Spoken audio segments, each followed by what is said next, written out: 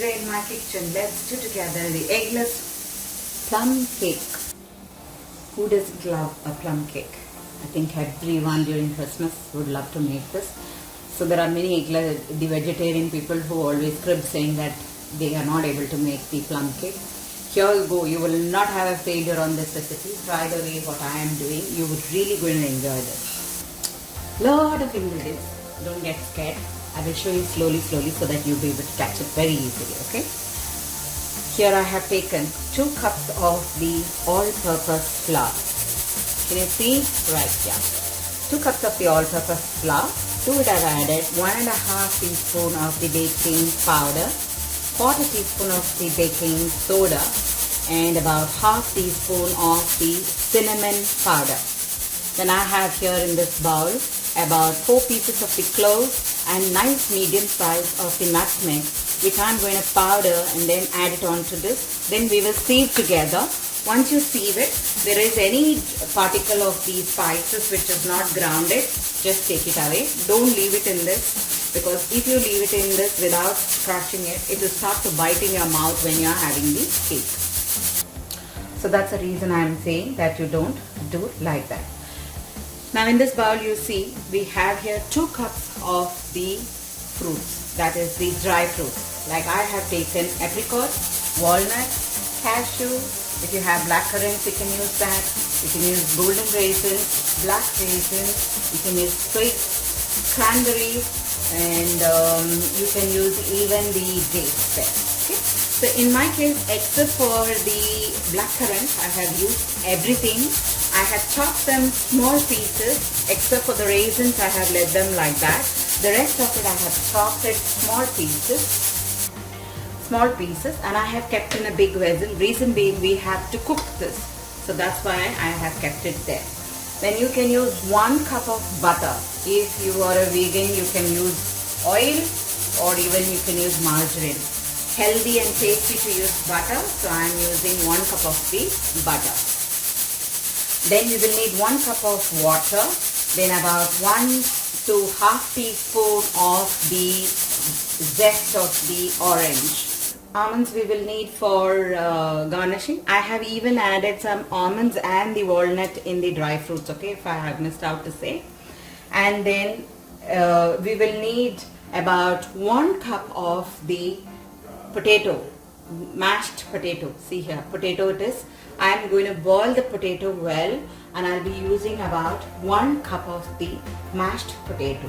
Cook the potato, remove the skin, mash it up, measure 1 cup, and then use it onto this recipe. About 1.5 teaspoon of the vanilla extract we will need. I have something called as the fruit extract. There's a mixed fruit extract. I don't know if you get it here or you look for it in the cake shop, you will find it. It's a mix of all kind of fruits, and it's very tasty. And this is like I'll be using about 2 tablespoons of the date syrup. Alternatively, if you don't have a date syrup, go for honey, or you can use even maple syrup, and you can do this, okay? I have taken 1.25 cup of the sugar. Now I have taken white sugar. If you are very fond of using brown sugar, demerara, any kind of sugar that you like to use, you can use it. And people who don't have brown sugar, don't worry, you can use the white sugar like me and then just do it.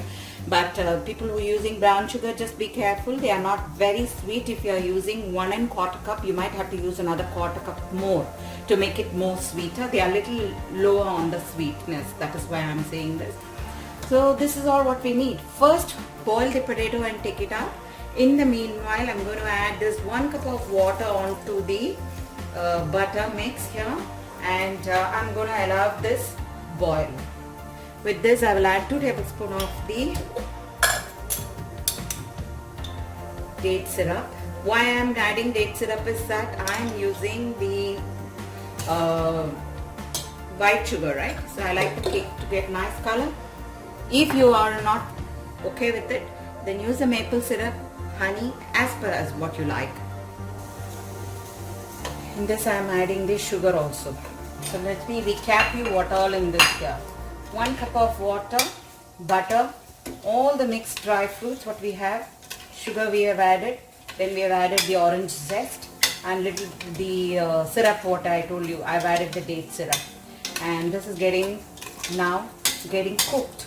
Okay, about 10 minutes allow it get cooked. Okay, so that what happens is, why I'm doing this is, if the dates, the nuts, everything, they are very hard, right? So what happens when we put them directly onto the cake, of course they will become soft, but it won't be as soft like what we do like this. So it will reduce the hardness and make the fruits leave its flavor onto the syrup, and then it will make it soft as well. The baking soda what I am adding here is 1 teaspoon here and 1/4 teaspoon in the flour. Okay. See, it's boiled. Now I have reduced the flame completely down. Just waiting for a little more while. Then I will off the flame. Say about 5 more minutes. Going to add about 1 teaspoon of the baking soda. Now when you add the baking soda in the heat, you see how it will froth up. It will just come up like this. The froth will form here. See? And it will make the fruit more soft. In the meanwhile, I have powdered the all spices powder, and I have kept here. We've added all the ingredients here. Repeat one more time if you are having confusion. All spices powder, cinnamon powder, baking powder, baking soda, and the all-purpose flour. I've already told you the measurements, so just incorporate this once. Just sieve it across and keep it ready. Then we'll be adding some fruit essence, then vanilla, curd. This is all it is left out now. And the mashed potato. I have mashed 1 cup of the potato. I'm going to add it into the nuts, cooked nuts. This is a good mix. So now this has to completely cool down. Once it's cold, then we will add in the flour. Till then let it rest now. Well, I'm going to add in the curd here now, what we have kept for the plum cake, and then I'm going to add in the flour and mix it well. You don't have to beat it, just have to incorporate this mix well. Grease your tin and put it in the oven for heating. Now I have allowed it to get heated. My oven is on.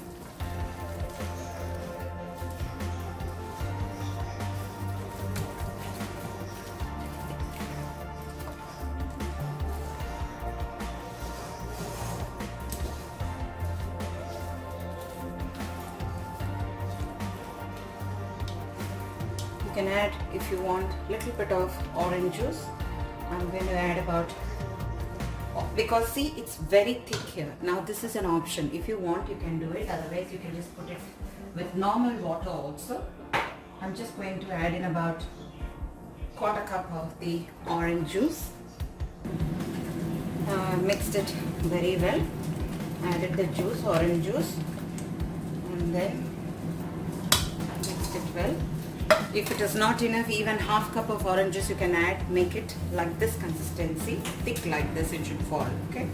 Now we will transfer it to the baking tin. Decorate it with some cashew if you like, or some nuts, whatever you like, you can do it. Okay. I'm going to put this into the oven to bake at 180 degrees.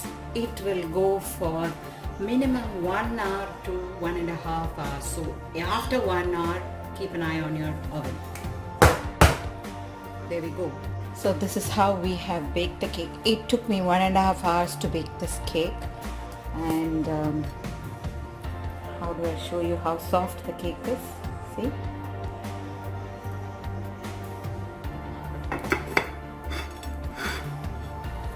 The beauty of this cake is it's an eggless one. Nobody will say it's an eggless. So tasty it will be, because the potato has made this, with the potato what we used has made this one so soft.